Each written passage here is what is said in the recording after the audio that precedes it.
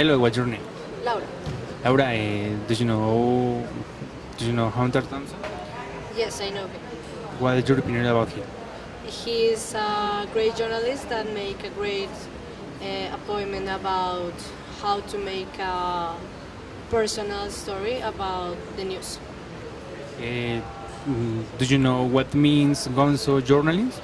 Yes, it's not objective perspective about the news that can make everything into a story. As a journalist, do you think gonzo journalism nowadays it's implemented in the mass media today? I don't think so. I believe that the gonzo journalism is not used because to all companies is more successful that people clicks in the title and not read all the news. So it's not implemented nowadays. Okay, thank you. Thank you. It was always at night, like a werewolf, that I would take the thing out for an honest run down the coast. The edge. There is no honest way to explain it, because the only people who really know where it is are the ones who have gone over. He was a reporter with a wild imagination. He was not afraid to express himself in sometimes shocking ways. I'm not at all embarrassed at the use of the word freak. Fear and Loathing in Las Vegas. It starts off like a rocket. That was mad genius. Ralph, when he first met Hunter, he'd never done any drugs. He loses it. Hunter always had to have a running crisis. Come over, I'm gonna kill somebody! Hunter saw guns as one of the great things in life. He liked the noise and the violence and the destruction. I think he was important in a literary way and also in a political way. Hunter was in Chicago, right in the midst of the gas and the beatings. I came with the idea that he should move to Washington, become a full-time correspondent. When he showed up at the campaign, no one knew who he was until he started publishing. Then all hell broke loose.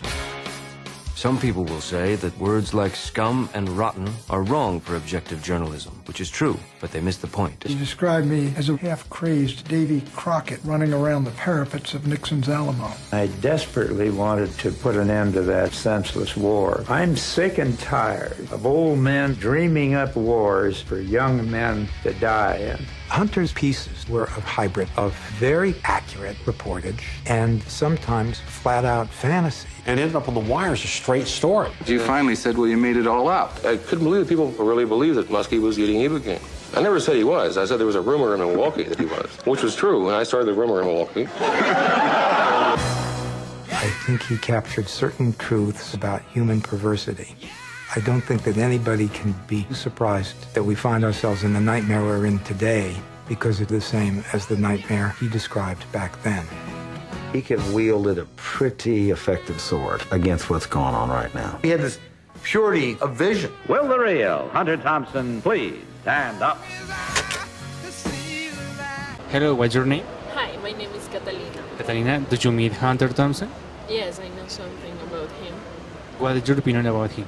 Okay, I think he's so important in the journalist history because he created a new style that is the thing that we know today as immersion journalist.